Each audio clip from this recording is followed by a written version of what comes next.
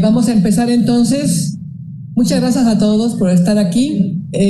Pues hemos invitado a dos expertos en la materia de las comorbilidades que hemos visto ahora, cómo han aumentado la mortalidad por COVID-19, y el gobierno de la ciudad está haciendo un programa para la atención y la prevención de la diabetes, la hipertensión y la obesidad.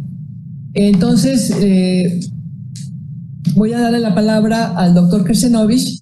El Instituto Nacional de la Nutrición nos está apoyando en el desarrollo de un programa de capacitación para el personal de salud, médicos, médicas, enfermeros, enfermeras, sobre todo, y también para hacer un trabajo de divulgación para que todo el mundo entendamos qué son estas enfermedades y cómo pueden prevenirse.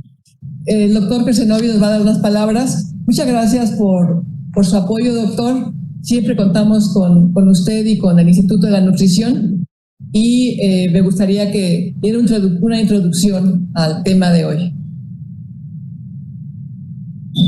Tiene el micrófono apagado. Muchas gracias por este webinar y por la invitación a tocar este aspecto tan importante que van a escuchar dentro de unos momentos. Sin lugar a dudas, esta enfermedad por COVID-19 ha planteado muchas interrogantes y desconocemos todavía aspectos puntuales sobre cómo se comporta el virus. Y también debemos reconocer que ha trastocado la infraestructura en salud, y platicaremos de la importancia que tiene el médico general precisamente dentro de esta infraestructura. Una de las cosas que hemos aprendido es la necesidad de fortalecer el nivel primario de la atención. Y esto tiene relación con el impacto que han tenido las comorbilidades como la obesidad, la diabetes mellitus, la hipertensión arterial, todas ellas de alta prevalencia en México y que incluso han llegado a superar como factor de riesgo a la edad. Y si bien el tema de las enfermedades crónicas no transmisibles ha estado dentro de los objetivos de las autoridades de salud, tanto en México como a nivel internacional, es necesario fortalecerlo y darle una nueva visión. Y es claro que hay que insistir en la prevención de las mismas, en poder aprender de este webinar. Gracias. Gracias, doctor. A ver, le voy a dar la palabra a nuestra secretaria de Salud, la doctora Oliva López Arellano. Oliva, por favor, ¿nos puede dar un mensaje del programa? Buenos días a todos y a todas. Para mí es importante estar en este webinar, dado que es parte del modelo de salud en tu vida, del programa de salud en tu vida que se presentó este lunes, que fue en la conferencia de prensa de la jefa de gobierno, donde se plantea este programa como un programa muy importante para reducir las enfermedades, como ya se señalaba, estas enfermedades crónicas no transmisibles, en particular diabetes, hipertensión y obesidad, y para contribuir a el control de las personas que ya tienen estos problemas. Entonces, se insistió mucho de parte de la jefa de gobierno que en esta perspectiva son dos pilares fundamentales del programa, pero desde la visión de la Secretaría de Salud podríamos decir que es la promoción de la salud, que tiene que ver con una incidencia intersectorial sobre los determinantes sociales de la salud, es decir, disponibilidad de alimentos seguros, de alimentos de calidad, de agua potable, mejoría de la vivienda, todo esto, espacio público que se recupera, esta parte que tiene que ver con los determinantes sociales de la salud y que producen salud o producen enfermedad y alientan la aparición o no de esta patología.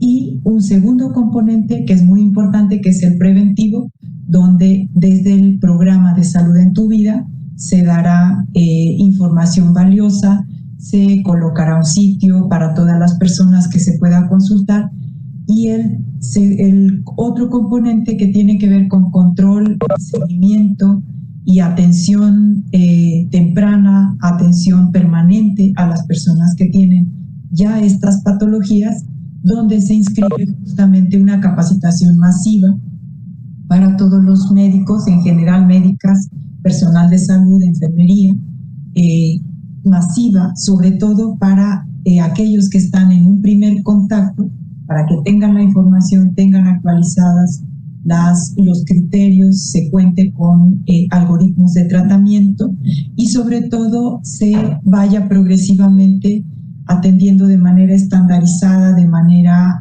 muy temprana y con un seguimiento y con los tratamientos y las intervenciones más modernas, las que se conoce que tienen un efecto importante sobre esta patología. Entonces, aprovechando la experiencia que se tiene ya con la pandemia de COVID-19, donde el SMS 51515 COVID-19 dio mucha información, pero sobre todo ha permitido y sigue permitiendo un seguimiento estandarizado, un seguimiento automatizado, pues ahora en este programa de Salud en tu Vida, un componente muy importante tiene que ver con la identificación, que además es una identificación compartida por todas las instituciones del sector salud, un SMS 51515 Cuídate. Este es el que vamos a usar para diabetes, hipertensión y obesidad. 51515 Cuídate. Y a partir de ahí vamos a tener una información valiosa y un seguimiento automatizado para las personas que tengan diabetes o la clasificación según su nivel de riesgo de las personas que aún no tienen diabetes, hipertensión o obesidad, pero que tendrán un seguimiento y una información permanente a través de estos mensajes. Entonces, como señalaba, el webinar y esta capacitación masiva forma parte de este programa de Salud en tu Vida y agradecemos muchísimo, como siempre, la participación de todas las instituciones del sector salud y en particular en este momento del Instituto Nacional de la Nutrición y del doctor Kersenovich, que dirige esta institución, del quien siempre hemos tenido un gran apoyo y que tiene muchísima experiencia en comunicar una serie de contenidos para tratar la patología, pero también para capacitar a personal de salud de primer contacto y para ofrecer un conjunto de contenidos preventivos, anticipatorios y de tratamiento para el buen manejo de la enfermedad crónica no transmisible y en particular de estas que se han catalogado como patologías cardiometabólicas. Entonces, celebrar que este es el primer webinar en este programa de Salud en tu Vida y que pretende actualizar y tener un contacto cercano con el personal de salud de primer nivel de atención. Muchas gracias. Gracias, Oliva. Gracias a nuestra secretaria de Salud. Pues miren, tenemos hoy dos invitados con una gran experiencia, con una larga también ya experiencia en estos temas que tienen que ver tanto con la atención, con la investigación y con la prevención de estas enfermedades que se han mencionado. También ahora hemos visto que han funcionado como comorbilidades con COVID, la hipertensión, la obesidad y la diabetes. Voy a empezar por presentarles al doctor Carlos Alberto Aguilar Salinas. Él es actualmente el director en el Instituto Nacional de la Nutrición, precisamente de nutrición. Él es un médico cirujano especialista en medicina interna y endocrinología. Es doctor en investigación médica, tiene un postdoctorado en Washington University. Es Premio Nacional de Ciencias 2018. Tiene, decía, un gran trabajo en este tema y él es además un gran profesor. Se ha ocupado de transmitir sus conocimientos a muchas generaciones y de diferentes maneras. Por eso lo hemos invitado como el primer orador en este webinar, porque él va a estar a cargo, como ha estado desde hace tiempo, de la formación, de la actualización permanente de los médicos y médicas, en general personal de salud, que están dedicados a la atención de este tipo de problemática que hemos señalado ya. Tienes la palabra, doctor Aguilar, y muchas gracias por haber aceptado no solo dar esta conferencia, sino dar un seguimiento a todo el programa que tenemos de formación, de actualización permanente de los médicos y médicas de la ciudad, para que estén conscientes, estén enterados de los avances que hay en la investigación y en la práctica de estos importantes temas. Gracias, Carlos, tienes la palabra. Gracias. Buenas tardes a todos. Muchas gracias, doctora Ruiz. Muchas gracias, doctora López, por la oportunidad de participar en este seminario.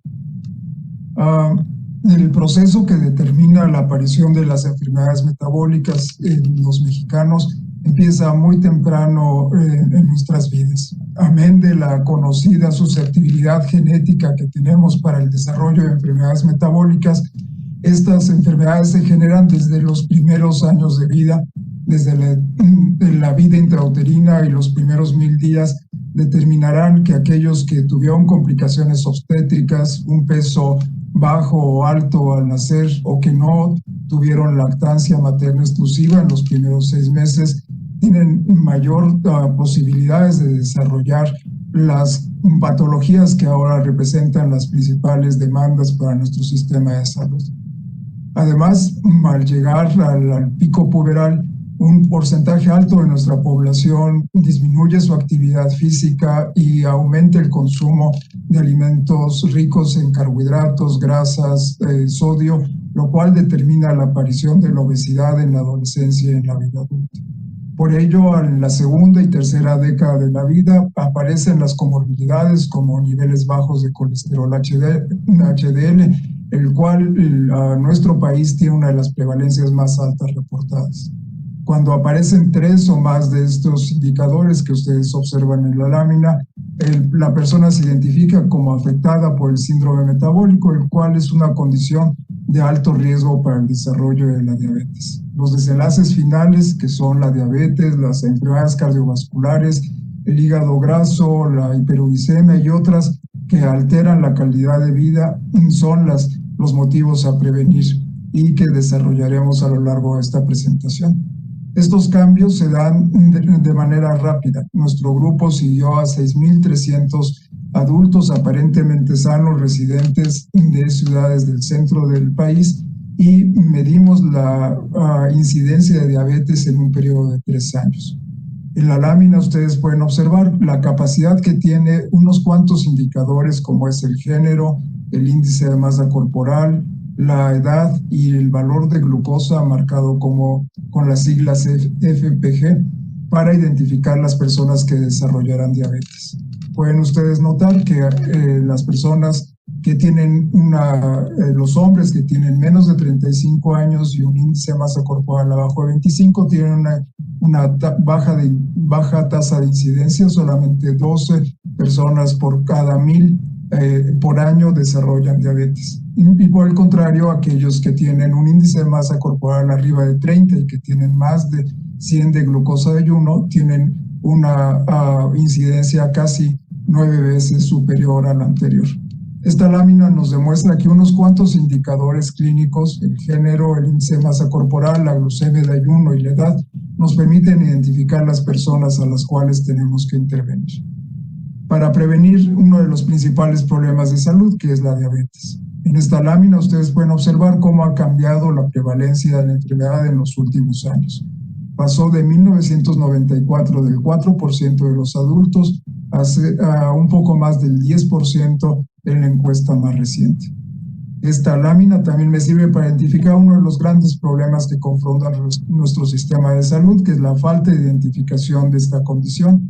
Si agregamos las personas que desconocen su condición, se agrega cerca de 4% adicional de individuos afectados por la enfermedad que no tienen la opción para prevenir las complicaciones crónicas al desconocer su diagnóstico. Desde mi punto de vista, los 3 grandes retos que debemos de resolver para paliar el impacto de las enfermedades metabólicas se muestran en la lámina. Primero, existe un gran número de personas en riesgo. La prevalencia del síndrome metabólico en México es cerca del 40%. El segundo es que 2/3 partes de los casos no están diagnosticados. En México deben de existir cerca de 3 millones de personas que viven con diabetes y lo desconocen.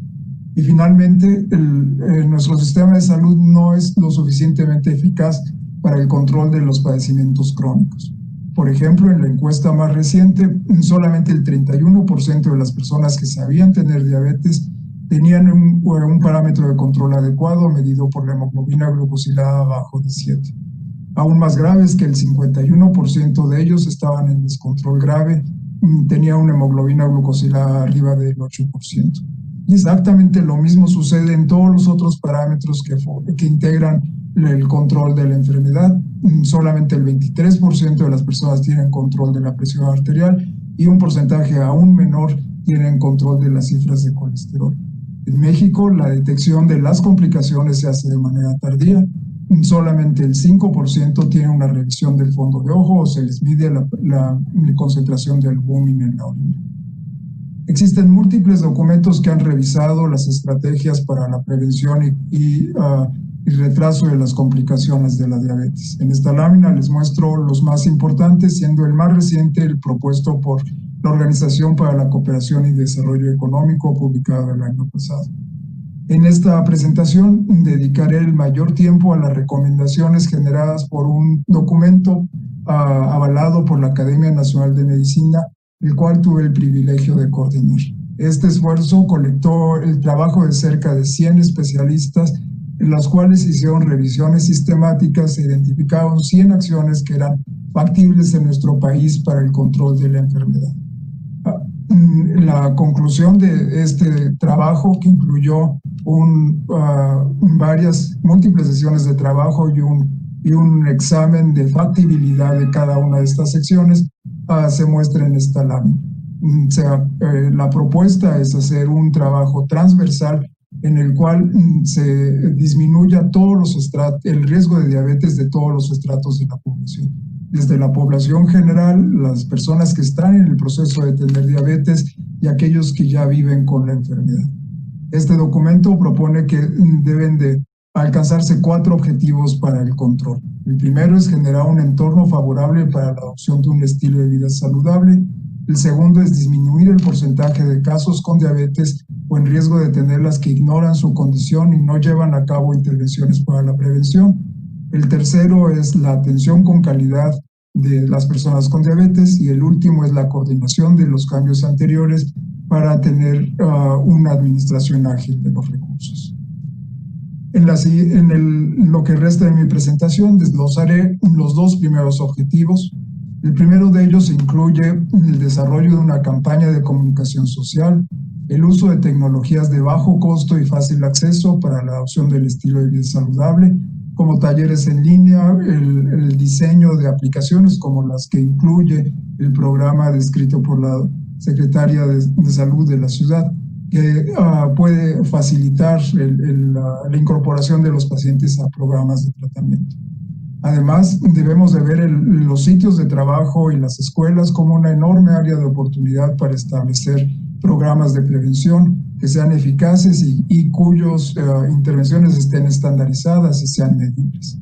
Además, se debe de facilitar la lactancia materna y mejorar la salud perinatal para que todos tengan el menor riesgo posible de desarrollar enfermedades metabólicas en el transcurso de sus vidas. Finalmente, se propone la creación de cohortes vivientes en las cuales sujetos de manera voluntaria registran su estilo de vida, lo comparten con la comunidad científica y reciben a cambio de ello orientación para mantener un estilo de vida saludable y generar el tipo de evidencia que requiere nuestra ciudad para medir el impacto de las intervenciones. Desglosaré con mayor detalle algunas de estas recomendaciones. Por ejemplo, la estrategia de comunicación social debe crearse basada en un modelo conceptual basado en las características de la población blanco. Debe estar construida en mensajes positivos. Un ejemplo de ello es la campaña 5.2 hecha en Australia, en el cual El mensaje es que la población debe de consumir todos los días 5 porciones de verduras y 2 porciones de fruta. Otros ejemplos es caminar 10,000 pasos por día. No debe de construirse este tipo de estrategias con mensajes negativos y debe de incentivar a la población para percibir el riesgo o el beneficio de los cambios, a tomar en cuenta la etapa de motivación de la población. No todo el mundo tiene la misma cantidad de información ni está abierto a recibirla, pero el resultado final es inducir acción, un cambio de conducta en nuestra población a través de información de fácil comprensión y basada en la mejor evidencia disponible. Un ejemplo de este tipo de campañas es lo que en la administración Obama se implementó en Estados Unidos, en la campaña Let's Move, que tenía adaptaciones para todos los estratos étnicos de la población en Estados Unidos. Para generar las recomendaciones se debe de partir de un marco conceptual. En esta lámina les muestro uno de los modelos conceptuales más citados, en el cual considera las características del individuo, de la familia, del ambiente, de los factores económicos, de la transportación, factores que determinan las conductas de alimentación, de actividad física y de manejo de emociones que eventualmente modificarán el índice de masa corporal, que como ya vimos es uno de los factores determinantes de la aparición de las enfermedades crónicas. Cada uno de estos módulos están determinados además por múltiples factores más allá del individuo.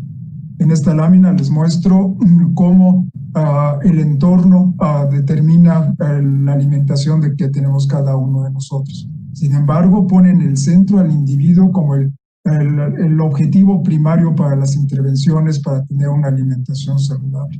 Nuestra alimentación representa un conjunto de decisiones que cambian con el tiempo. Sin embargo, el individuo es el centro de cualquier intervención, quien debe contar con toda la información necesaria, con evidencia científica para tener una alimentación saludable. Sin duda, el entorno lo modifica. Sin embargo, centrar todas las políticas públicas en el entorno deja toda la evidencia científica atrás. El individuo siempre debe ser el centro de toda intervención educativa para lograr una educación saludable.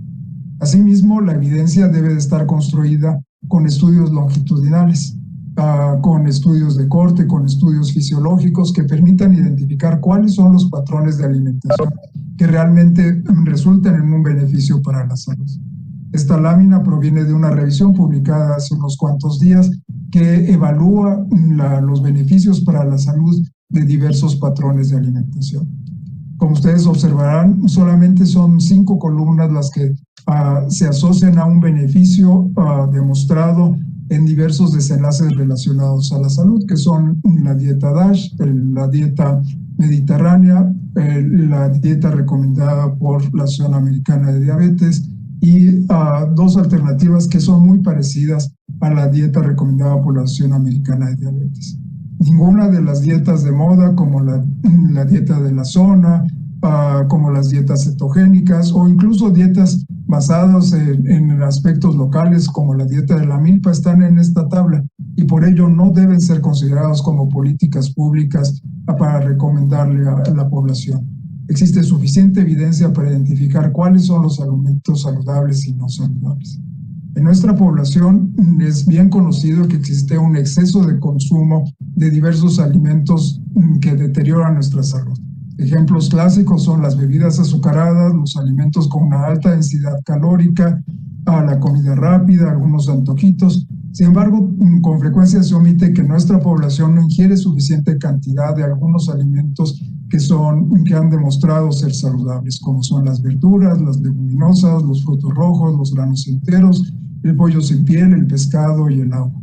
Por ello, cuando se comunica a profesionales de la salud y a la población en general, debemos de combinar estos 2 mensajes, estimular los alimentos que son saludables y restringir aquellos que no lo son. Para ello se utilizan diversas simbologías, como el plato del buen comer, que fue generado en esta dirección de nutrición del instituto. Existen en la actualidad diversas otras alternativas, como la pirámide propuesta por Homo Safarian. No importa, a final de cuentas, todas tienen esencialmente los mismos supuestos científicos para construirlas. Lo importante es que la población se identifique con estos sistemas de alimentación. Un ejemplo de cómo una ciudad o un gobierno local puede modificar y lograr un estilo de vida saludable y con ello reducir sustancialmente el riesgo de tener diabetes de toda la población es el programa que se implementó en Baltimore hace unos años. En él, el gobierno de la ciudad decidió implementar una política para privilegiar los huertos locales, la generación de frutas y verduras. Implementó un programa muy sencillo en las escuelas, pero que tenía indicadores claros de ejecución. Y una de las acciones que considero innovadora es el cambio de la distribución de las tiendas. Todos sabemos que las áreas cercanas a las cajas y los pasillos principales se colocan los alimentos de mayor venta. En este caso, ahí se colocaron las frutas, las verduras, los alimentos saludables y se mandaron al fondo de la tienda todos los alimentos procesados y que se quiere su menor consumo. Esta es una de las acciones que el gobierno de la ciudad puede llevar a cabo. Y otra de las acciones es quitar los desiertos alimenticios, que son tiendas, áreas de la ciudad en que solamente la única fuente de compra de alimentos son tiendas donde se venden alimentos ultraprocesados. El gobierno de la ciudad de Baltimore lo que hizo fue estimular la creación de pequeñas tiendas donde se vendían frutas, verduras y alimentos saludables para que compitieran con ventaja contra este tipo de zonas donde se distribuyen alimentos procesados. Y todo esto con un entorno de familia y en los sitios de trabajo. Asimismo, existen medidas que pueden restringir algunos alimentos, como el ejemplo clásico es el impuesto a las bebidas azucaradas. Tenemos que hacer un mejor trabajo, dado que en la actualidad el beneficio está derivado de modelos. Tenemos que medir de manera prospectiva el beneficio de cada una de las acciones que se implementen en la ciudad, no determinarlo de modelos predictivos. También las ciudades pueden modificar nuestro entorno facilitando el movimiento de las personas. El ejemplo ocurre en nuestra ciudad con las ciclovías, las ciclorrutas, el metrobús, los gimnasios públicos. Es mucho lo que el gobierno de una ciudad puede hacer para estimular la actividad física. Lo mismo sucede con las escuelas y los sitios de trabajo. México cuenta con una normativa desde hace varias administraciones sobre qué se tiene que hacer en las escuelas. Sin embargo, no se ha logrado modificar de manera sustancial debido a que no ha habido una implementación adecuada. Los entornos escolares son complejos, donde existen conflictos de interés. Es necesario garantizar que toda la evidencia disponible para implementar un programa de escuela saludable se lleve a cabo midiendo indicadores que estén validados y que sean de acceso para el público. Y esto realmente es posible. Nuestro grupo lo hizo en 2 comunidades del Estado de México, en el cual fueron aleatorizadas para hacer las estrategias que proponía el gobierno federal contra un programa estructurado en el cual se daban talleres de alimentación, se trabajaba con los distribuidores de alimentos en las escuelas, se les dio entrenamiento a los profesores y a los médicos de la comunidad. Y pese a este gran esfuerzo que implicaba tener a un pasante de nutrición prácticamente todos los días en el área donde se intervino, nos tardamos 3 años para lograr una reducción en la prevalencia de obesidad entre los niños de 6º año. Es decir, son estrategias complejas, pero que son viables de implementar. La Organización para la OCDE ha medido cuál es el impacto de cada una de estas intervenciones. En esta lámina pueden observar que entre las que tienen estén más alto a nivel del eje de las YES son las que tienen la mejor relación costo-eficacia. Y este análisis concluye que la interacción entre el médico, el nutriólogo y el paciente con su familia es la intervención que tiene la mejor relación costo-eficacia. Y por el contrario, las campañas basadas en medios masivos de comunicación, el etiquetado de los alimentos y las medidas fiscales contribuyen mucho menos que la educación personalizada, tomando al individuo y a la familia como centro para adoptar un estilo de vida saludable. Hace unos cuantos meses se actualizaron estas recomendaciones y se agregó además a regular la promoción de los alimentos saludables en las redes sociales, en Internet, que es una de las áreas que las empresas han utilizado y se han movido de los medios masivos de comunicación hacia las redes sociales, y además el desarrollo de aplicaciones para promover un estilo de vida saludable y la prescripción de la educación de la actividad física en los médicos de atención primaria. Esto es fácil de implementar y frecuentemente los médicos de atención primaria omiten a la actividad física como parte del armamentario para prevenir enfermedades crónicas. El segundo de los objetivos con lo que terminaré mi presentación es reducir el porcentaje de los casos con diabetes o que están en riesgo de tener. Las acciones que se recomendaron fue la detección oportunista de los casos, el escrutinio y manejo de las personas que tienen diabetes gestacional, que es una enorme área de oportunidad que tiene el gobierno de la ciudad para proteger este grupo, para los cuales no existen programas federales. Y para que esto se pueda implementar debe haber la certificación de las unidades de primer contacto para brindar programas estructurados de prevención de diabetes, hacer auditable el número de casos detectados e incorporados a los programas de prevención y hacer del índice de masa corporal un indicador indispensable en el expediente clínico. Asimismo, es deseable crear modelos predictivos de diabetes en nuestro país. En el estudio con el que inicié mi presentación, en el que seguimos 6.600 personas, se generó un modelo predictivo para el desarrollo de diabetes. Esto es para que todas las personas podamos estimar a mediano plazo cuál es la posibilidad de tener diabetes. Incluye la edad, la historia familiar de diabetes, la relación cintura-estatura, la presencia de hipertensión arterial y el índice de masa corporal. Y como pueden observar en la parte inferior de la lámina, divididos por tercilas, este indicador tiene la capacidad para distinguir con suficiente claridad quienes están en riesgo de desarrollar diabetes.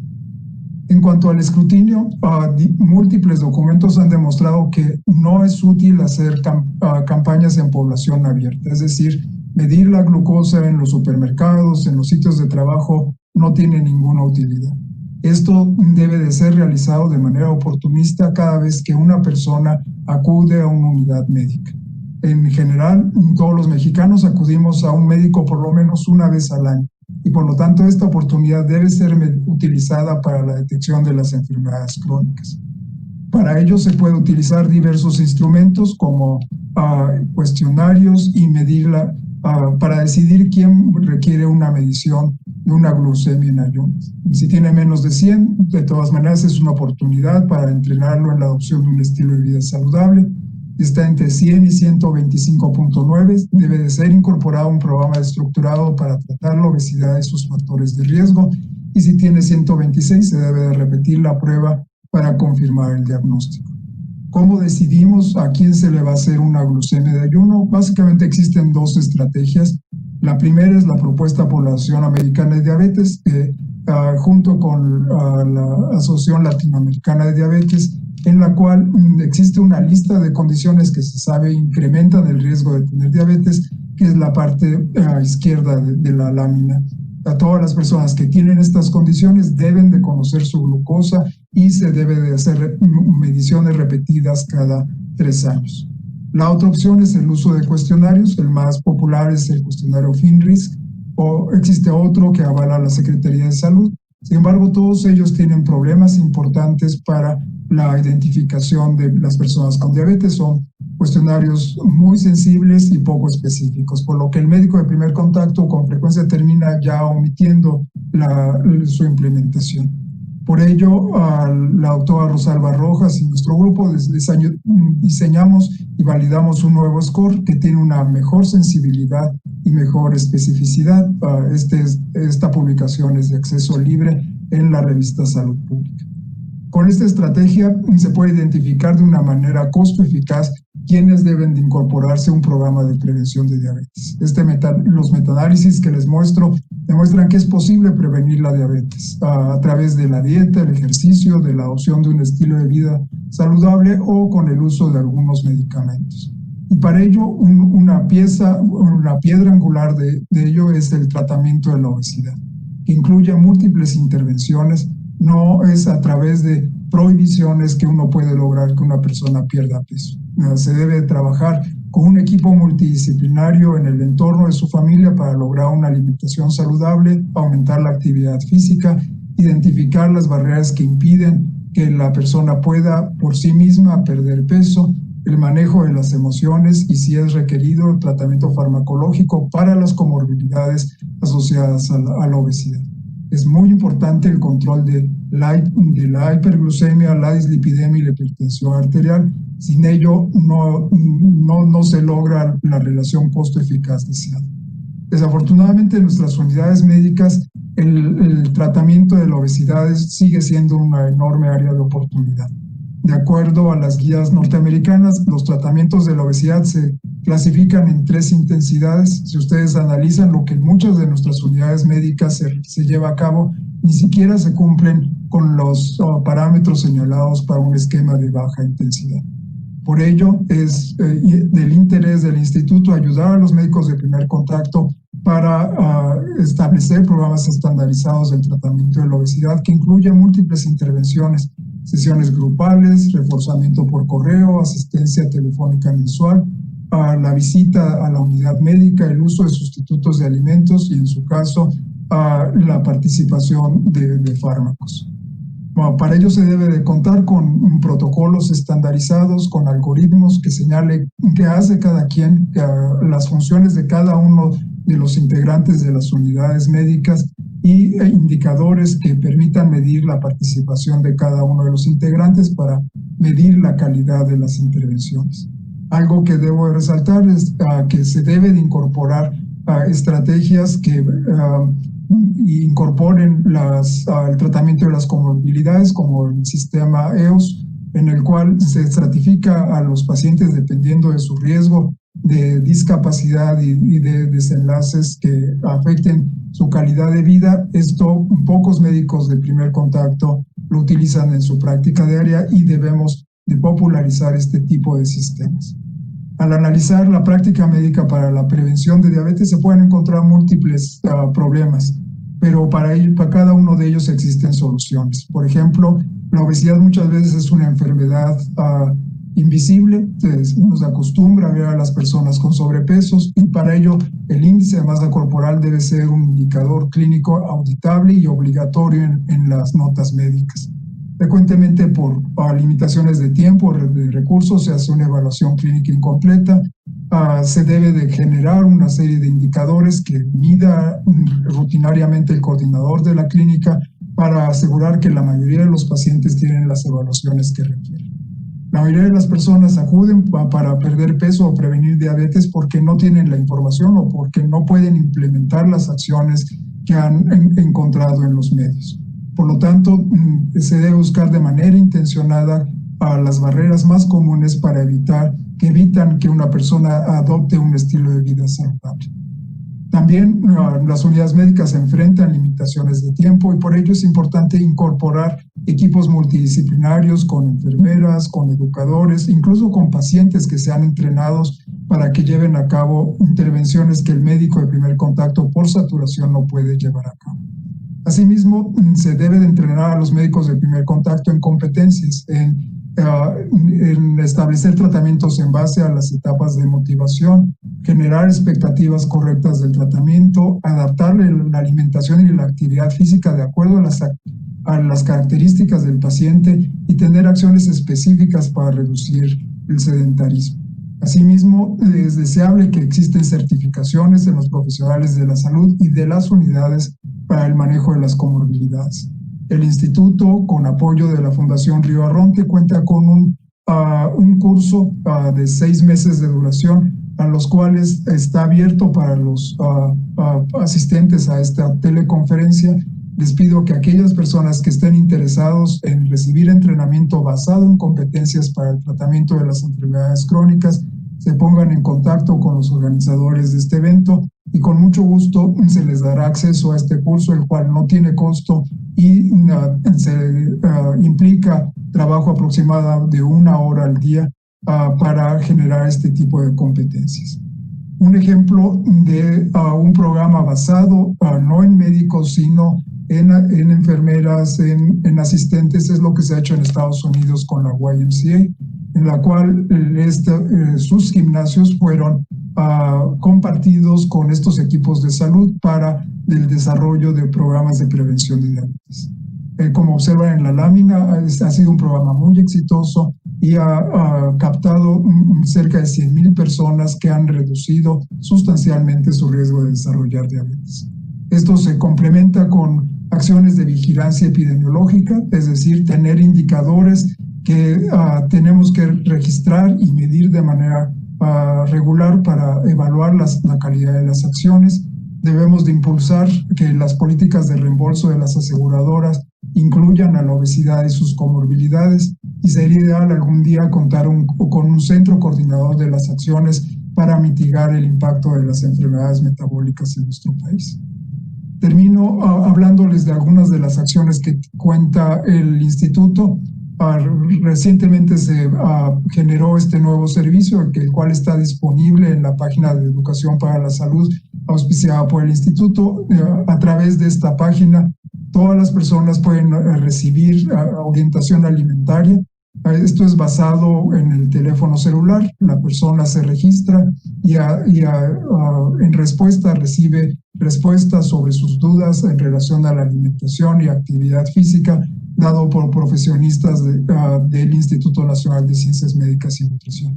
Y asimismo, en este mismo portal existe toda la información que una persona requiere para tener un estilo de vida saludable. También lo encontrarán en el portal de CAIPADI, el Centro de Atención Integral del Paciente con Diabetes del Instituto, donde existe aún videos, PowerPoints, archivos que ustedes pueden descargar en su computadora.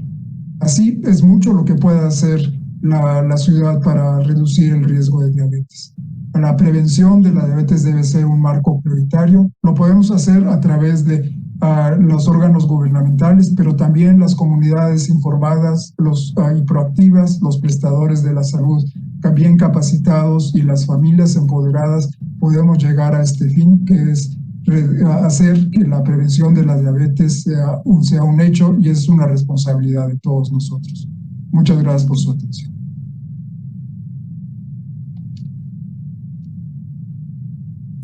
Muchas gracias, doctor Aguilar. Vamos a dejar las preguntas al final y le voy a dar la palabra ahora a la doctora Lorena Orozco.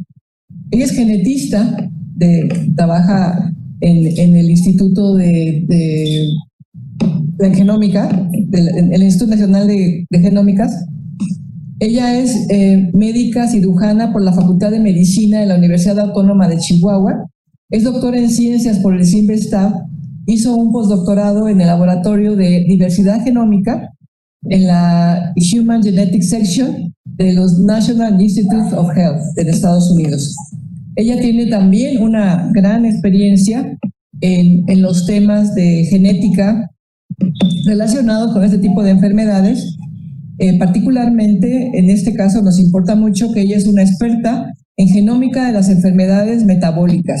También es experta en genómica de las enfermedades autoinmunes, que tal vez será motivo de otra plática, pero hoy nos va a hablar sobre la genética y las enfermedades metabólicas. Muchas gracias, Lorena, por estar aquí, y tienes la palabra. Muchísimas gracias, doctora Ruiz. Es un honor para mí estar aquí con ustedes. Saludo con mucho cariño al doctor Kersenovich, si se encuentra por ahí. La plática de hoy se va a centrar, como ya dijo la doctora Ruiz. ¿Me la puede poner?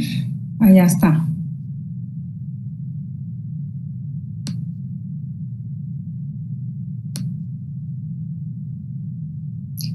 Prefiero que me la pongan de allá, porque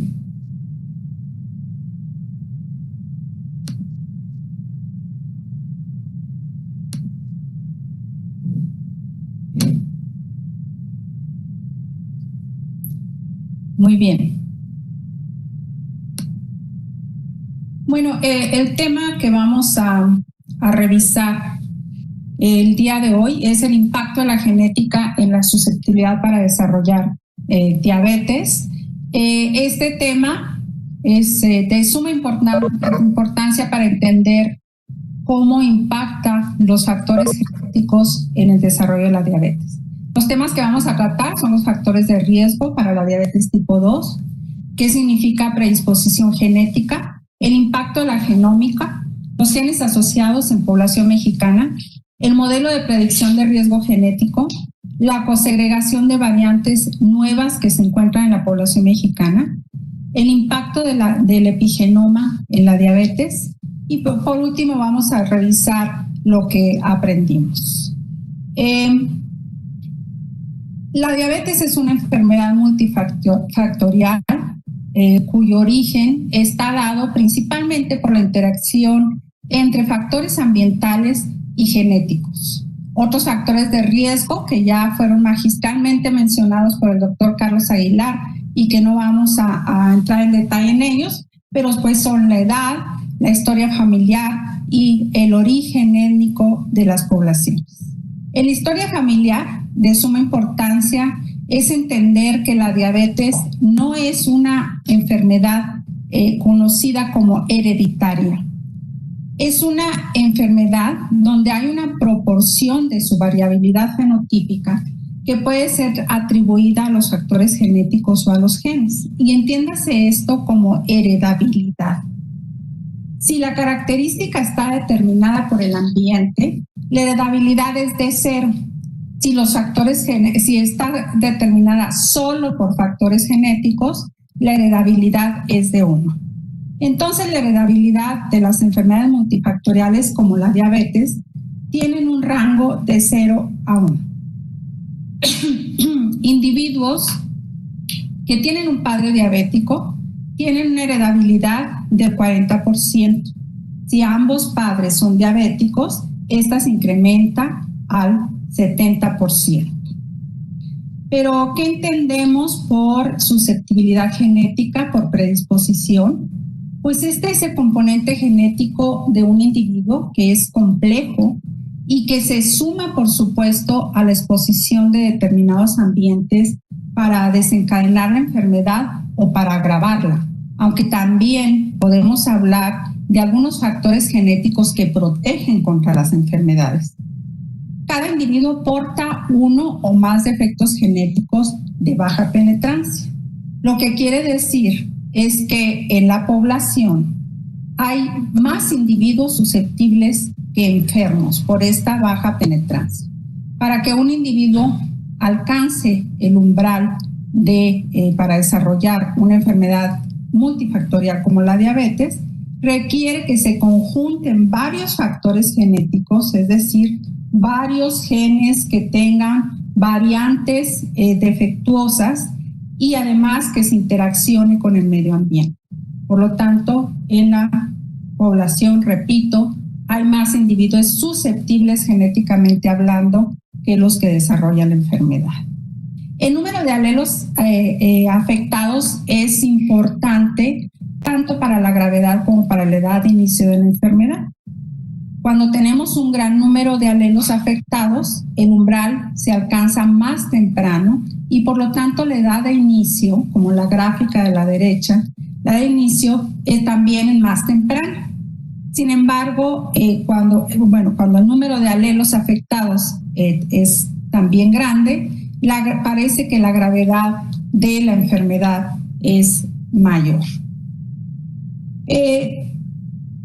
Los factores genéticos en realidad sabíamos que existían por los antecedentes heredofamiliares de las familias con diabetes, es decir, hay una agregación familiar importante de diabetes en las familias, pero no conocíamos a todos ellos hasta que en el 2001 se publica la secuencia completa o el primer borrador del genoma humano. Después de esta secuenciación del genoma humano, pues nos enteramos de que había un gran pool de factores genéticos que estaban relacionados con las enfermedades multifactoriales. La que sigue, por favor. Con la secuenciación del genoma humano, sabemos que hay 3.000 millones de pares de bases, Las pares de base son estos nucleótidos, 4 nucleótidos que conforman todo el genoma humano y cuya secuencia determina la función de los genes de manera impecable.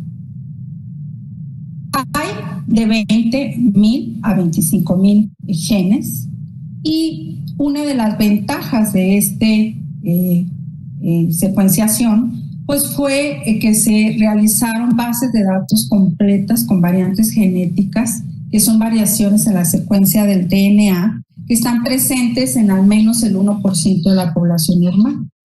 Variantes genéticas o variaciones genéticas hay de muchos tipos.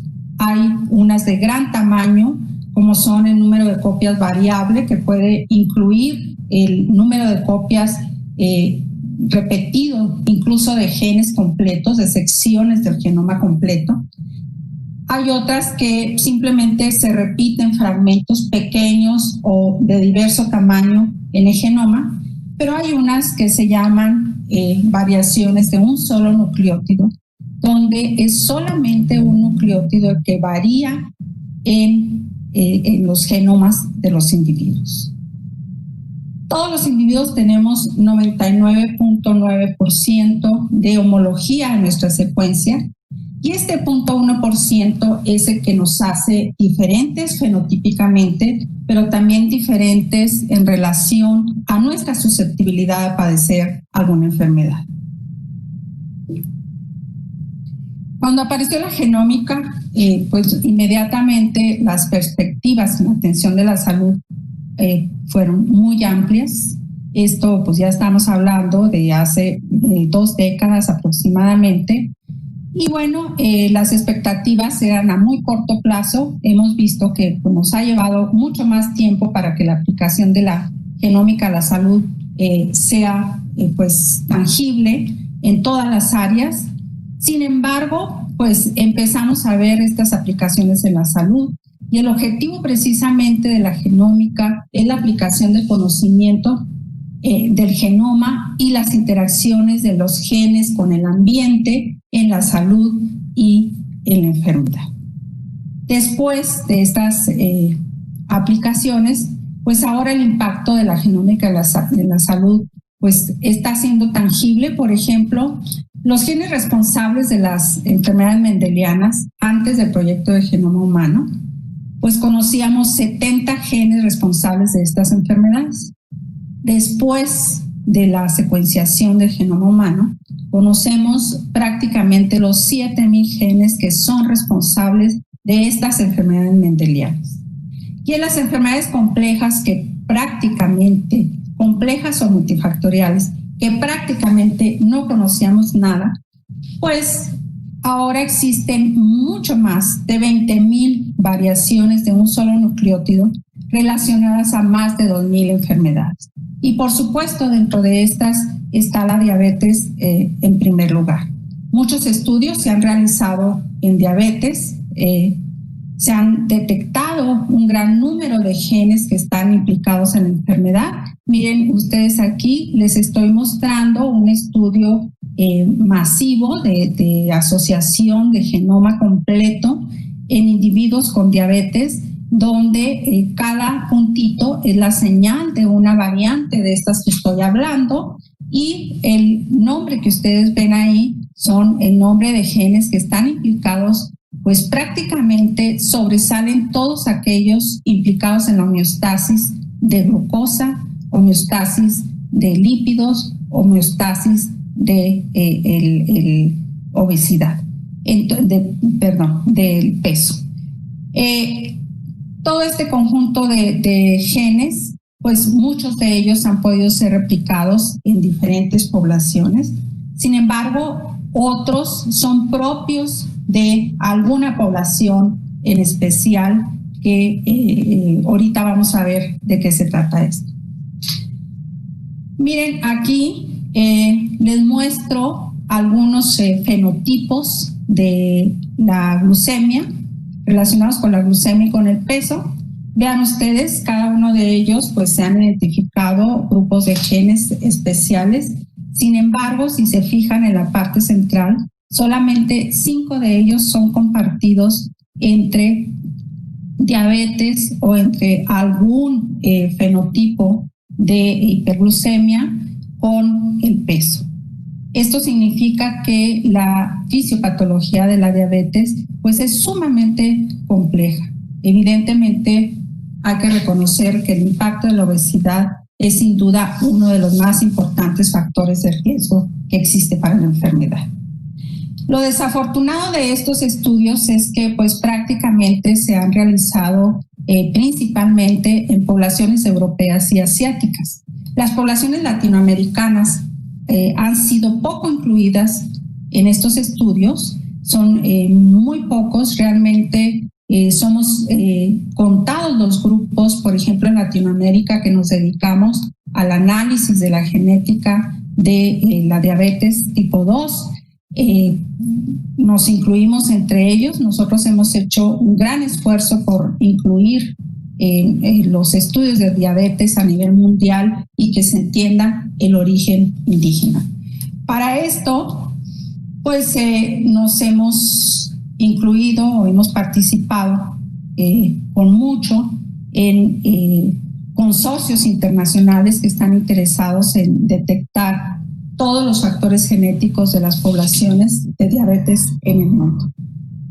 Esta es una gráfica que representa en la parte de abajo, ustedes pueden ver esta rayita, la primera rayita en la gráfica de la derecha, verde que se ve, pues son los grupos, la proporción de gente nativa que se han incluido en estos estudios y los latinoamericanos entran también en una muy baja proporción, es la barra amarilla que ustedes pueden observar en las dos gráficas.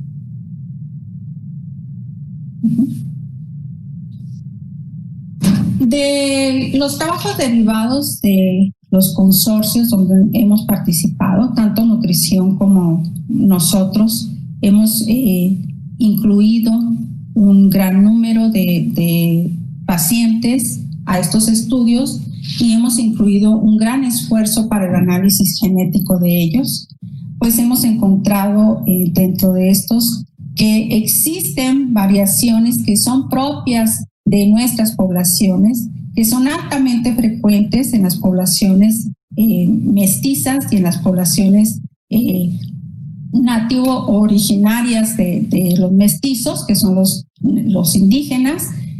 Y, por ejemplo, en este gen de LSC16A11, que cuando lo detectamos como asociado a diabetes tipo 2, en un tipo de diabetes que incluso no estaba asociado con obesidad, sino que estaba asociado a individuos pues, que tenían un índice de masa corporal pues, de normal.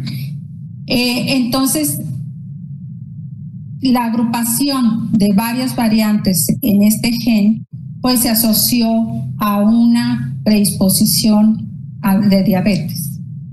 Y resultó que cuando se compararon las frecuencias de este haplotipo con otras poblaciones, pues los que tenían más alta frecuencia evidentemente era la población indígena, con un 50% de ellos que portaban este haplotipo en la población, y los mestizos seguían obviamente en frecuencia.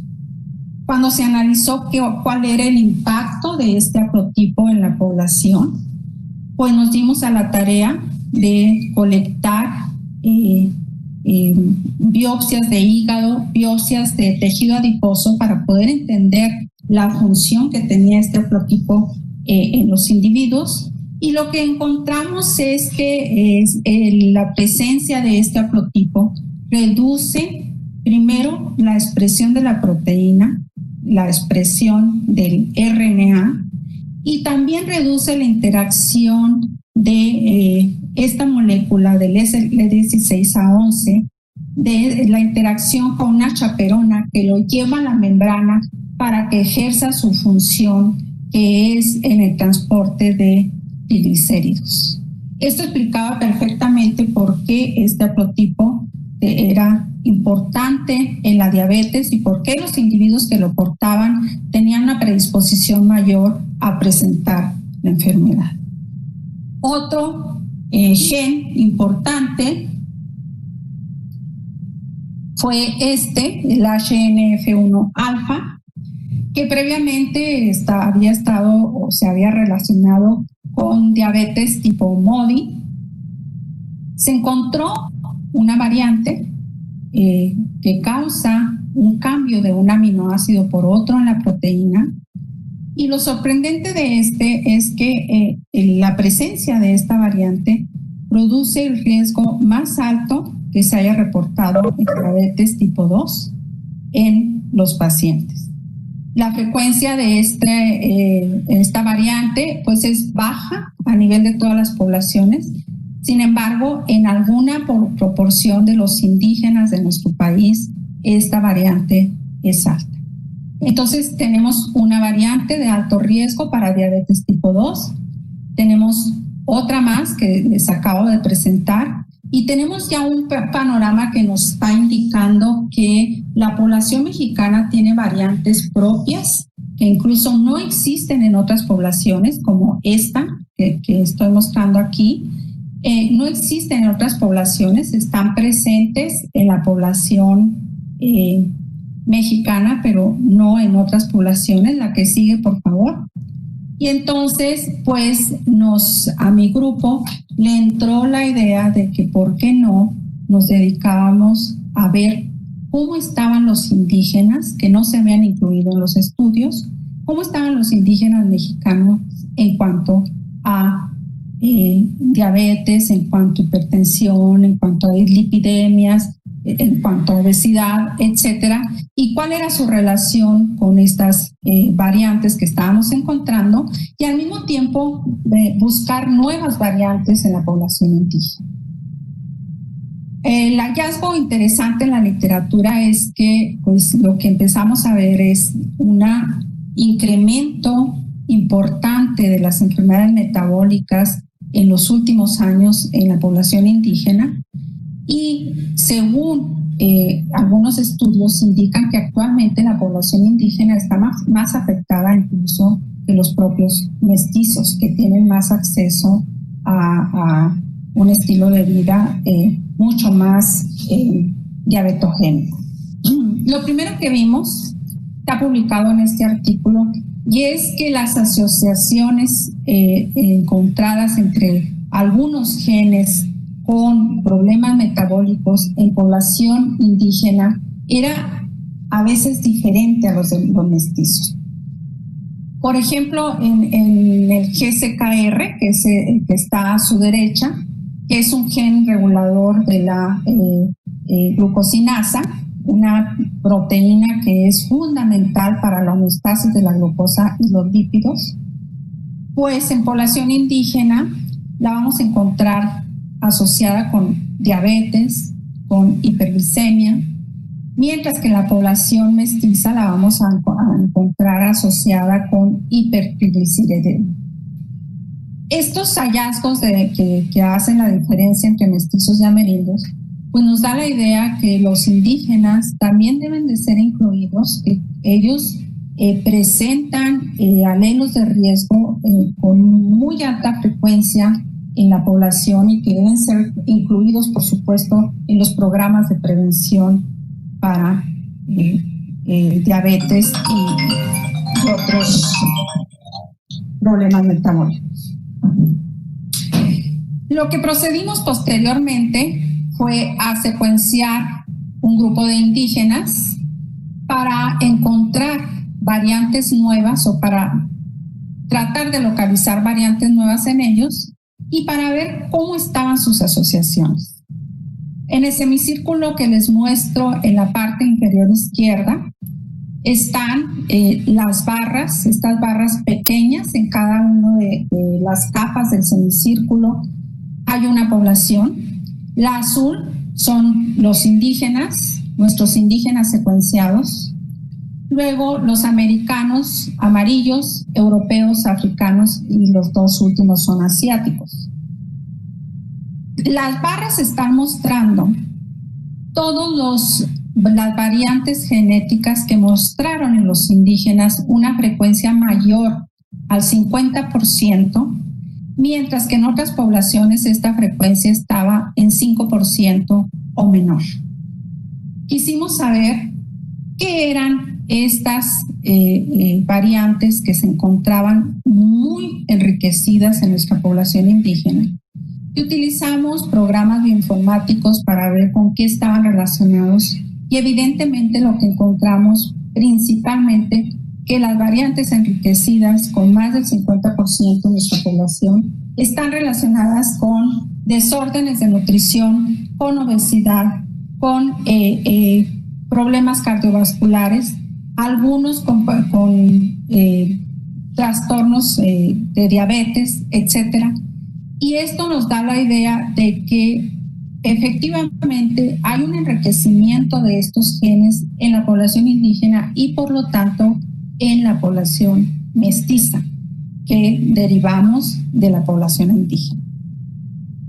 Esto nos da idea de que podemos encontrar muchas variantes nuevas en la población, propias de la población mexicana, y entonces pues hemos dedicado los últimos meses, no los últimos meses porque estamos en cuarentena, pero el último año, en buscar aquellas variantes que pueden darnos un riesgo importante en la población para desarrollar diabetes y que en combinación sean capaces de detectar aquellos individuos que son susceptibles genéticamente a diabetes. Que desde mi punto de vista sería sumamente importante poder clasificar o estratificar una población de acuerdo con el riesgo a diabetes. Les sigo mostrando por qué opino esto. Usamos un modelo de predicción de riesgo donde incluimos los factores intrínsecos, obviamente, un modelo separado con puros factores intrínsecos, índice de masa corporal, edad, género, historia familiar y triglicéridos. Y luego otro con los factores genéticos, utilizando 12 variantes genéticas que habíamos encontrado asociadas a diabetes y que están derivadas de nuestros estudios en población mexicana. Y luego otro modelo combinando los factores intrínsecos con las variantes genéticas. Este modelo es un modelo estadístico que nos permite determinar una exactitud diagnóstica. En este caso estamos buscando riesgo genético, no estamos diagnosticando la enfermedad, estamos identificando individuos susceptibles. Y nos permite pues, determinar los factores que alcancen un nivel importante para determinar la susceptibilidad. Aquí están los 3 modelos. Cada línea significa uno. La línea azul superior es el modelo combinado. Y este modelo combinado pues, nos da una confianza del 70% de detección. Si ustedes pueden observar la gráfica de abajo, del lado izquierdo están los individuos que no padecen diabetes y está el número también de alelos afectados que contienen. Y del lado derecho están los pacientes que padecen diabetes y que contienen un número o de acuerdo con el número de alelos que se contienen. Como pueden ver en estas curvas rojas podemos casi separar a los pacientes que son susceptibles de los que no son susceptibles utilizando casos y controles. Pásenme la que sigue. Un trabajo posterior, también producto de nuestras colaboraciones, donde se secuenciaron 60.706 individuos de todo el mundo y por supuesto dentro de estos 60.000 individuos de todo el mundo, pues hay miles de pacientes nuestros que están incluidos. Y a esto se les realizó una secuenciación del exoma de la región del gen que es capaz de traducirse en una proteína Y dentro de estos miles que nosotros secuenciamos, pues tomamos los primeros 968 para analizar y buscar si había mutaciones nuevas en algún gen. Y encontramos este gen DIRCA1B que ya había sido secuenciado en población iraní y se habían encontrado 2 variantes genéticas que eran dañinas y que estas variantes que en la población general, las variantes pueden existir simplemente como un polimorfismo genético, pero algunas de ellas producen tal daño en una proteína que causan que esa proteína se afecte y entonces se relacionan con un fenotipo. Bueno, pues estas variantes se relacionaban con un síndrome metabólico asociado a obesidad abdominal que aparecía muy temprano, pero lo interesante es que era una enfermedad monogénica, es decir, con solo la presencia de una variante no necesitaba la presencia de otras variantes, con eso se producía la enfermedad. Nosotros al revisar encontramos 2, miren, aquí están las 2, inmediatamente fuimos a analizar la estructura de la proteína derivada de esta variante, que en realidad encontramos 26, pero estas 2 nos decían que el programa nos decía que tenía un efecto patogénico. Y entonces fuimos a buscar la estructura de la proteína y lo que encontramos es que efectivamente en las 2 había un cambio estructural de la proteína, lo que nos señalaba que tendríamos que buscar a las familias para estudiarlas y saber si esta también era un síndrome metabólico de tipo monogénico. Por lo que procedimos a buscar a la familia y encontramos que efectivamente aquellos individuos que tenían la variante pues padecían obesidad de inicio en la infancia, todos ellos. Algunos ya estaban padeciendo diabetes, que eran promedio a los 42 años aparecía. Otros ya tenían hipertensión, más la diabetes, más la obesidad, y otros ya tenían dislipidemia. Y encontramos 2 niños en la generación número 3, el 11 y el 12, que portaban la mutación. Y estos niños, uno de ellos, lo único que encontramos, los 2 asintomáticos, que tenía, el de 12 años tenía dislipidemia, y el de 11 años lo único que estaba mostrando era obesidad central. Pero sabíamos que estos niños, por la historia de la familia, pues la progresión iba a ser hacia un síndrome metabólico relacionado a obesidad abdominal. Cuando hicimos el análisis de su curva de tolerancia a la glucosa, bueno, aquí está la secuenciación, es la que acaba de aparecer. Hicimos su tolerancia de glucosa. La de la izquierda es del hermanito, que no tiene la mutación, es de 13 años, con una curva de tolerancia normal. Y la de la derecha es del niño de 11 años, que ya, además de la obesidad central, ya presentaba alteraciones en el metabolismo de la glucosa, lo que nos hacía una predicción hacia el desarrollo de diabetes. Bueno, vamos a entrar ahora cómo es o cómo interacciona la parte genética con la parte ambiental. Esta es una enfermedad multifactorial donde el factor genético y el factor ambiental pues están totalmente combinados para desarrollar la enfermedad. Bueno, pues hay otra parte de la genética que se llama epigenética, donde no hay una variación en la secuencia del DNA, pero estos cambios epigenéticos lo que hacen es alterar la expresión de los genes, como si tuviera alguna alteración genética, pero en realidad el cambio es en la superficie del genoma, no en la secuencia. La epigenética se considera como el puente entre los factores ambientales y la genética. Y esta lámina lo que sirve para pues demostrar cómo la epigenética en realidad lo que hace es cambiar la expresión. Hay muchos cambios epigenéticos. Nosotros vamos a hablar exclusivamente de un tipo de epigenética que es la metilación, que es el más común, es el más usado. La que sigue, aquí está.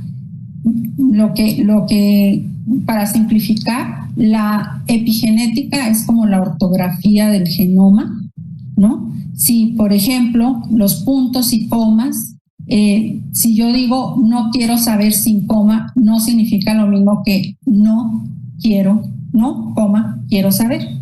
Esa es la epigenética. Sin cambiar la secuencia de las letras, cambia el sentido de la expresión de un gen.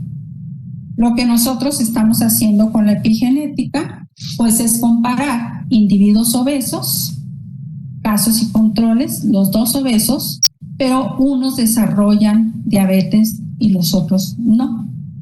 Fenotípicamente sabemos que hay ciertas características en la obesidad que predisponen más a la diabetes que otras, y uno, por ejemplo, es el exceso de grasa visceral subcutánea, más que subcutánea, pérdida de músculo, una hiperinsulinemia, etc. La que sí. Y entonces tomamos tejido adiposo, subcutáneo, visceral, tejido hepático y también muestras de sangre. La primera es muestra de sangre, la segunda subcutáneo, visceral y hepático. Comparamos la metilación y encontramos diferencias significativas entre diabéticos y no diabéticos. Los puntitos que ustedes ven azules son sitios metilados en los pacientes diabéticos, los que están en la parte superior. Los que están en la parte inferior de la barra, pues son los hipometilados, los que perdieron la metilación en los pacientes diabéticos. Es decir, los puntos azules son los que están alterados en los pacientes diabéticos. Y ustedes pueden ver que concuerda con la fisiopatología de la diabetes. En el tejido visceral y en el tejido hepático es donde encontramos más alteraciones de metilación en los pacientes diabéticos. Cuando comparamos los parámetros clínicos, esta es una comparación de los parámetros clínicos de los pacientes, antes de la cirugía, el tiempo de cero, y después de la cirugía, pues vemos, pues evidentemente pierden peso. Estos pacientes fueron sometidos a cirugía bariátrica y evidentemente tienen que perder peso, pues es el objetivo de la cirugía. Pero también bajan sus triglicéridos, también baja su LDL, aumenta su HDL, el colesterol no mostró grandes cambios.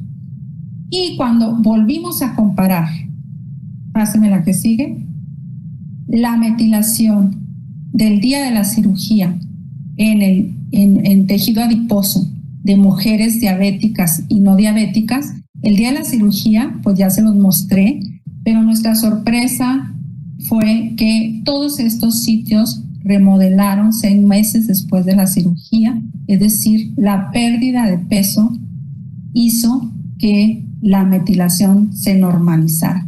Los puntos azules que están marcados en la barra de la derecha, pues son aquellos que remodelaron su metilación y alcanzaron otra vez su expresión normal. Todos estos resultados, evidentemente, muchos de las alteraciones de la metilación pues fueron validadas con la pérdida de expresión o con el aumento de la expresión de los genes. Pásenme la que sigue. Y bueno, para terminar, vamos a resumir qué espero yo que hayamos aprendido. Pues que la diabetes es una enfermedad de origen multifactorial donde los factores genéticos se combinan con los ambientales. Es necesario los dos. A veces son más los factores genéticos, a veces son más los ambientales. La heredabilidad tiene un rango de 20 a 80 en la diabetes. Es una enfermedad con un gran rango de heredabilidad, recordando que es la fracción de la participación de los factores genéticos en la enfermedad. Luego, las variantes genéticas de susceptibilidad para diabetes 2 y obesidad están enriquecidas en la población mexicana. Esto es importante porque a veces menospreciamos la genética y en este caso, pues estamos demostrando que tenemos primero variantes particulares y después que estas están enriquecidas en la población, que pues ya se ha descrito no con bases genómicas o no con muchas bases genómicas, pero sí observacionales, que la población derivada de indígenas o derivada de amerindios y la población africana o descendiente de africanos tenemos mayor susceptibilidad para desarrollar diabetes u obesidad.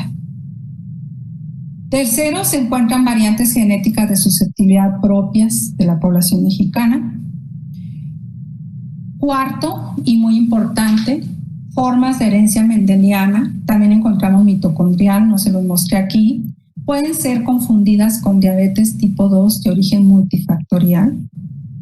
Recordando que la familia que yo les he mostrado fue detectada entre un grupo de pacientes que fueron diagnosticados como diabetes tipo 2. Y esto es porque muchas veces se nos olvida en los consultorios hacer un interrogatorio importante de los antecedentes familiares, heredofamiliares.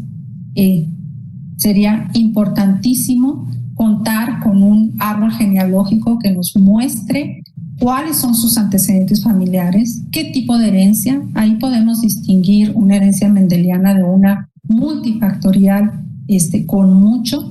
Entonces, sería muy importante que incluyéramos en nuestros interrogatorios los antecedentes heredofamiliares a fondo. Y por último, existen cambios epigenéticos aberrantes en tejido adiposo y hepático de pacientes obesos y diabéticos que son remodelados cuando se resuelve el problema de obesidad.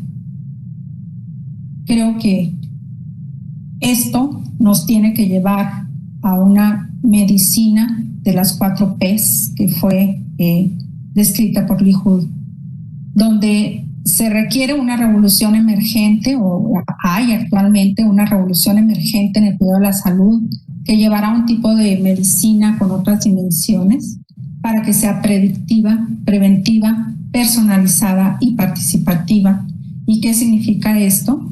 Pues que debemos detectar los factores de riesgo o la enfermedad en etapas presintomáticas o tempranas, en el peor de los casos. No te oímos. ¿No me oyen? ¿Ya me oyen? Sí, está bien, sí. Ok, podremos estratificar a los pacientes en grupos que permitan la selección óptima de un tratamiento o tratar a cada paciente antes de que se manifieste la enfermedad. Podremos administrar el medicamento a la medida para potenciar su efecto y reducir los efectos adversos. Alguna vez, si nos dan oportunidad, podremos hablarles de farmacogenómica, donde detectar una variante que esté implicada en el metabolismo de un fármaco nos puede dar una información muy valiosa para un tratamiento personalizado a los pacientes. Y también potenciar la participación activa del paciente en el cuidado de la salud. Conocer nuestro genoma, pues es casi equivalente a conocer cómo hacer un ejercicio para poder bajar de peso. Eso empodera al paciente, eso le da mucho más armas para controlar y mejorar su salud. Pues muchas gracias, creo que es todo y no me queda nomás que pues agradecer a todos los que participan. Son proyectos muy grandes donde mucha gente está involucrada, pues incluso en el gobierno pasado pues alguna gente se involucró de la Comisión Nacional para el Desarrollo de los Pueblos Indígenas. Queremos retomar esa colaboración con el nuevo gobierno. Ya sé que ya no existe, pero bueno, ahora. Y muchas gracias a todos y muchas gracias por la invitación, doctor. Gracias, Lorena.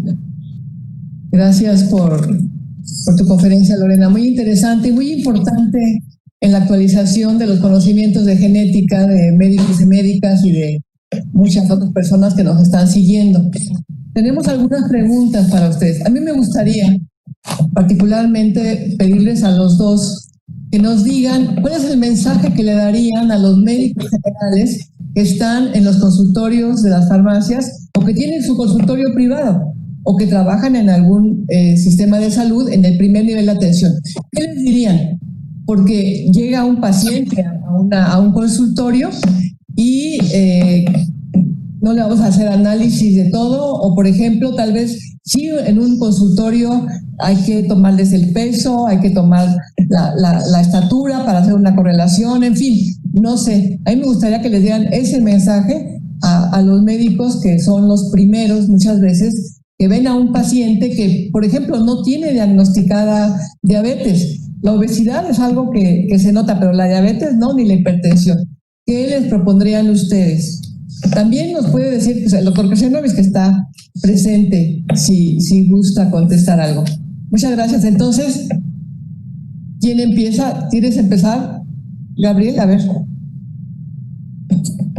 Me gustaría responder a su pregunta, doctora. Creo que cada contacto que tiene un paciente con un médico es una oportunidad para detectar y prevenir enfermedades crónicas.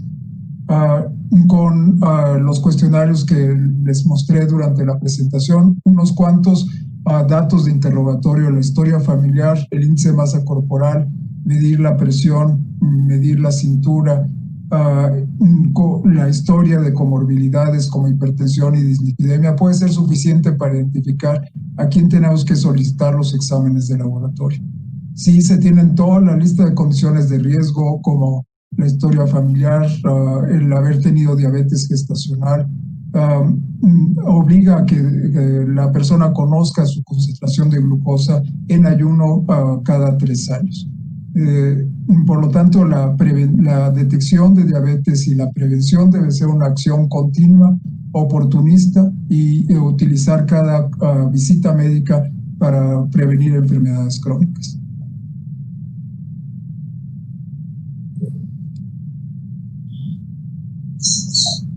¿Nos quieres decir algo, Lorena? Pero tienes tu micrófono apagado. Gracias. Ya, ok. Yo agregaría que es muy importante pensar en la prevención antes que el tratamiento, que son enfermedades que aunque son enfermedades que a lo mejor van a aparecer, sí se pueden retrasar, y se puede prevenir su aparición con un buen control clínico, como mencionaba el doctor Aguilar, con invertir un poquito de tiempo en el consultorio con el paciente para medir y para tener la evaluación detallada de los pacientes, podríamos estar detectando individuos que tienen riesgo de desarrollar enfermedades de este tipo. Son enfermedades que son silenciosas, mencionábamos alguna vez en sus inicios, y entonces pues es importante saber a la perfección cuáles son los factores de riesgo para desarrollar la enfermedad, todos los que ha mencionado el doctor Aguilar.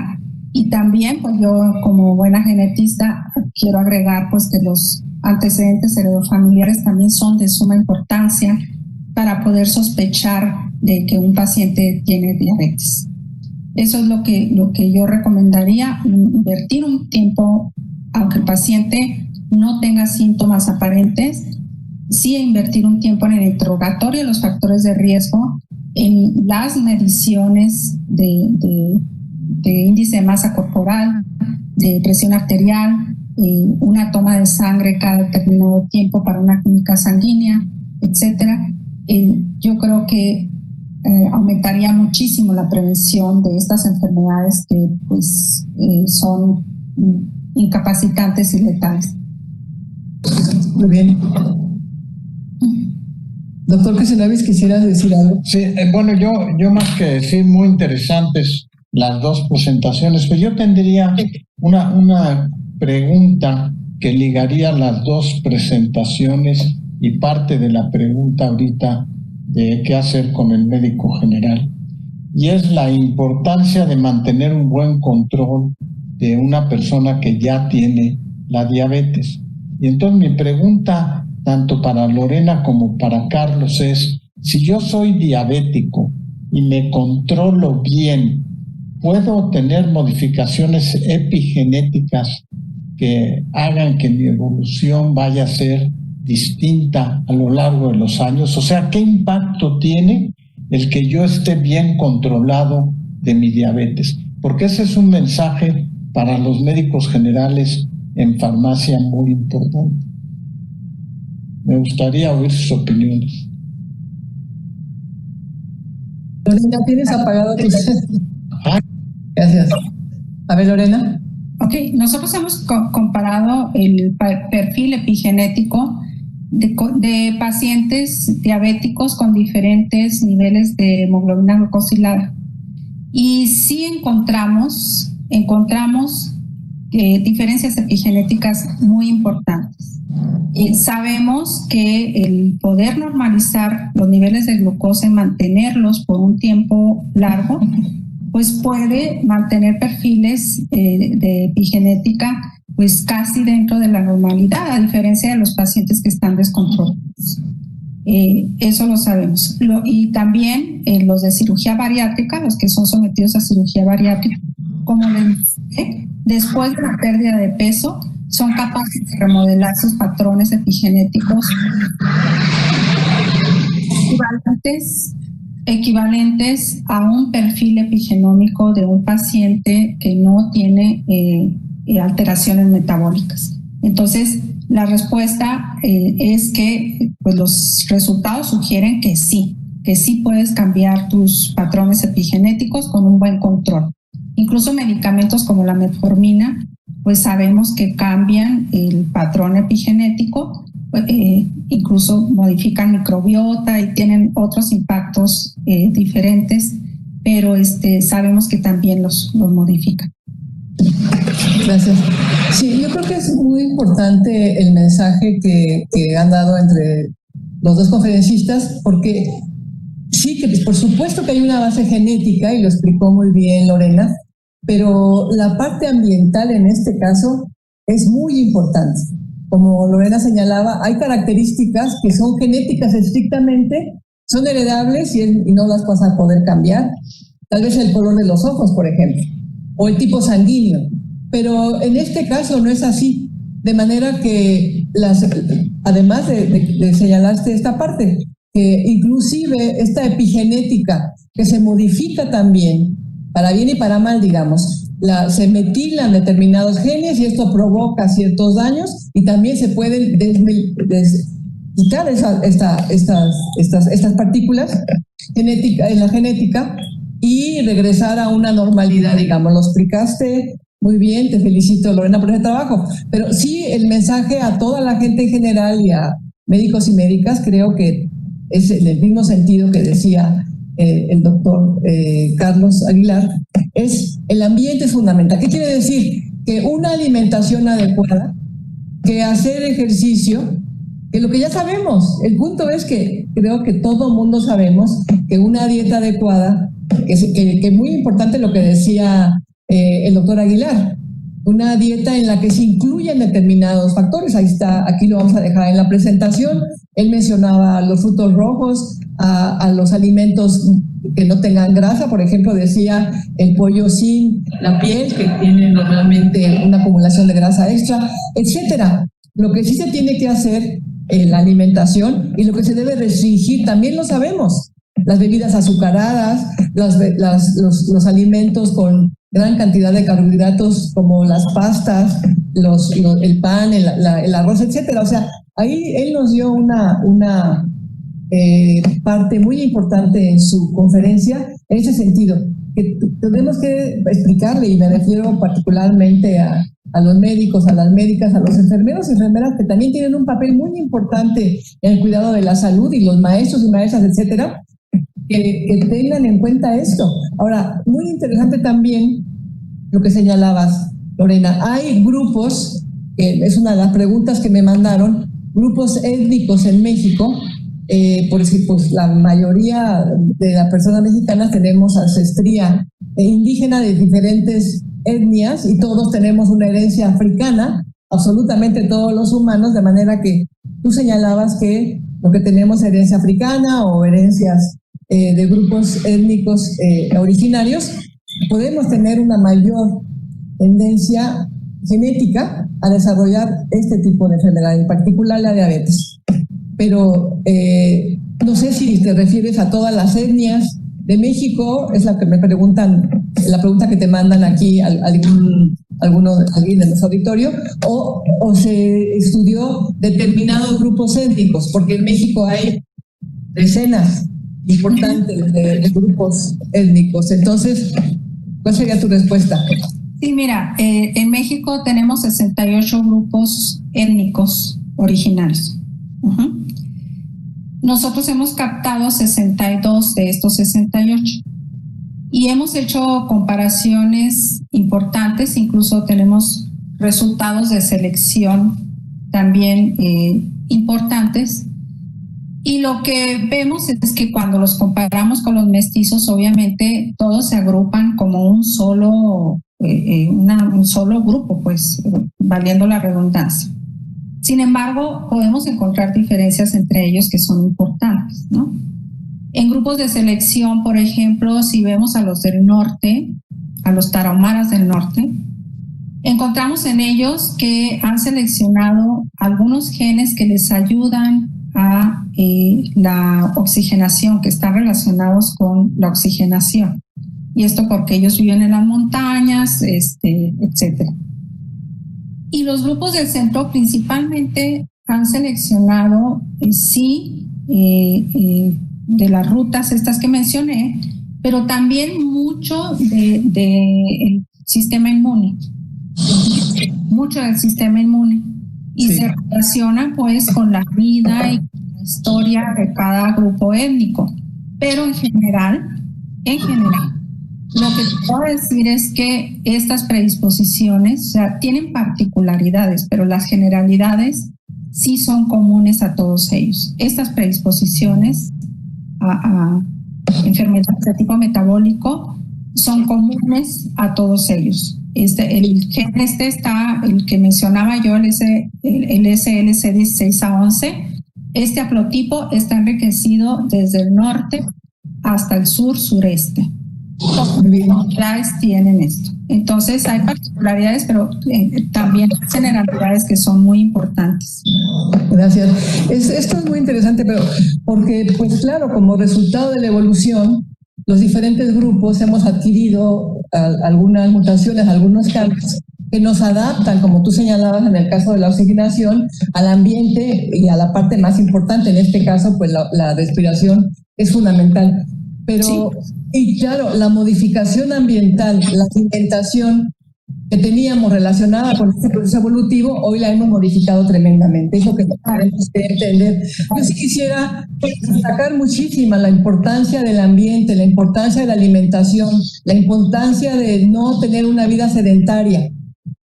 O sea, mira, yo creo que tú no quieres dar el mensaje y no queremos dar el mensaje de que no quiero dar. Genético ahí está, y aunque por factores ambientales en la epigenética, pero el mensaje más importante creo que estamos dando, que ha dado el doctor Crescenovis, ha dado Carlos, y también lo estás dando tú, pero lo quiero reafirmar, es que lo más importante es la parte ambiental. No es una característica genética que sea inevitable y te va a dar diabetes, hagan lo que hagan. No, es así.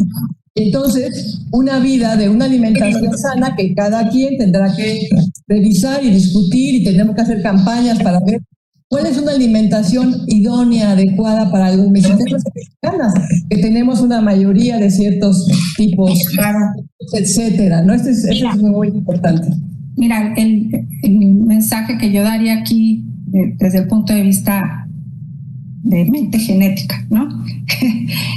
Hay factores que son modificables, hay factores que no son modificables, como tú lo dijiste. Exacto.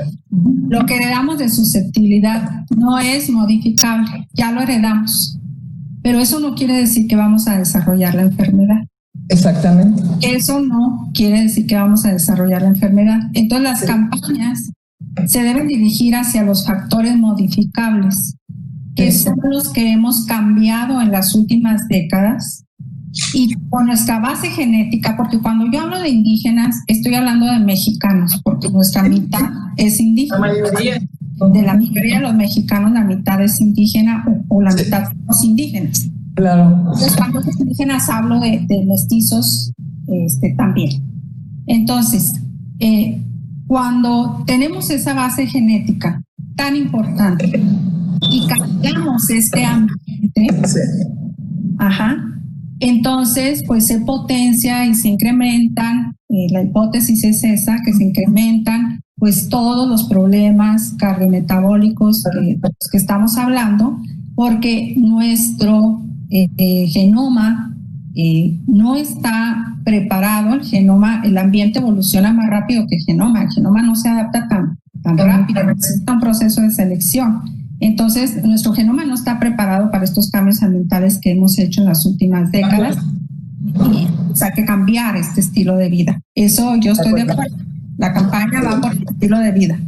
Muy bien, gracias. A mí me gustaría que nos diera también un mensaje final los doctores Krsenovich y Carlos. ¿Cuál sería tu mensaje final, Carlos, para todos los médicos y médicas que nos están escuchando y gente en general que también está atendiendo esta conferencia? Muchas gracias, doctora Ruiz. El médico de primer contacto juega una parte fundamental en todas las estrategias de prevención de las enfermedades crónicas. Cada consulta es una oportunidad de detectar personas en riesgo y sobre todo de motivar a las personas para adoptar un estilo de vida saludable. Los mensajes son muy sencillos. Nuestra alimentación tiene que estar enriquecida en verduras, por lo menos 5 porciones al día, y frutas 2 porciones al día. Y tenemos que combinarlo con actividad física, caminar por lo menos 10,000 pasos todos los días. Esto se tiene que individualizar y tenemos que entrenar a los médicos de primer contacto para que tengan los conocimientos para adaptar las necesidades de los programas a las necesidades de los pacientes, que son a final de cuentas los que los van a implementar. Y además las autoridades tienen que ayudarle a la población para tener mayor acceso a los servicios de salud, claro, que los médicos tengan los recursos para hacer las evaluaciones que requieren y tener un entorno favorable para encontrar alimentos saludables cercanos a nosotros y que estimule el ambiente a caminar. Esto es posible, países desarrollados lo han hecho y el instituto juega un papel muy importante en informar a la población y sobre todo darle recursos a los médicos de primer contacto con cursos como el que mencioné. Aquellas personas que estuvieran interesados a inscribirse en el curso para los médicos, me pueden contactar a través de mi correo electrónico, que es caguilarsalinas@yahoo.com, y se les dará acceso al curso sin ningún costo. Gracias por la oportunidad y encantado de participar en esto. Gracias. Y doctor Krsenovich, ¿nos quiere dar un mensaje final? Bueno, yo felicitar a la doctora Orozco y felicitar al doctor Aguilar por sus presentaciones, y creo que, como mencioné al principio, necesitamos cambiar los modelos de atención e incorporar al médico general precisamente en el control de este tipo de enfermedades crónicas no transmisibles.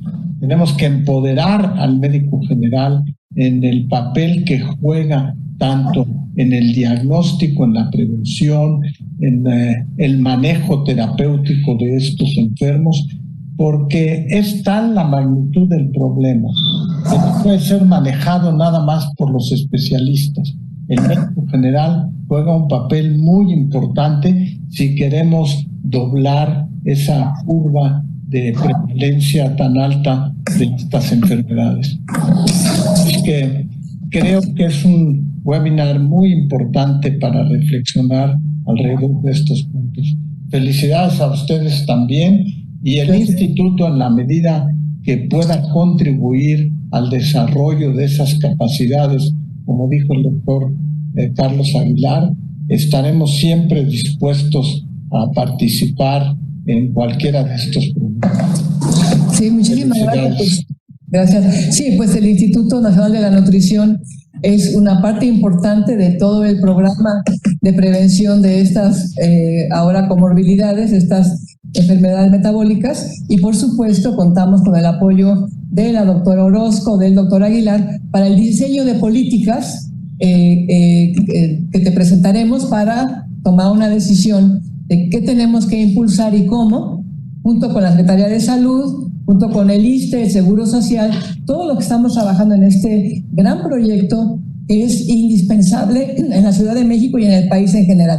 Muchísimas gracias a todos y a todas por su atención y pronto les daremos las noticias del siguiente webinar. Por lo pronto también voy a dejar ahora, voy a incluir en esta presentación los cursos que se están ofreciendo ya para que se pueda profundizar en estas diferentes temáticas que vimos y que me están preguntando también cómo se pueden inscribir. Hay diferentes tipos de cursos, desde cursos que forman un diplomado hasta cursos más sencillos, pero sí me parece muy importante el convocar a médicos y médicas y personal de salud en general a que estén siempre actualizados, y la Secretaría de Educación, Ciencia, Tecnología e Innovación, junto con la Secretaría de Salud, estaremos ofreciendo materiales, cursos de diferentes estilos para que puedan tener acceso fácilmente a estos temas. Por ejemplo, este curso que da el doctor Carlos Aguilar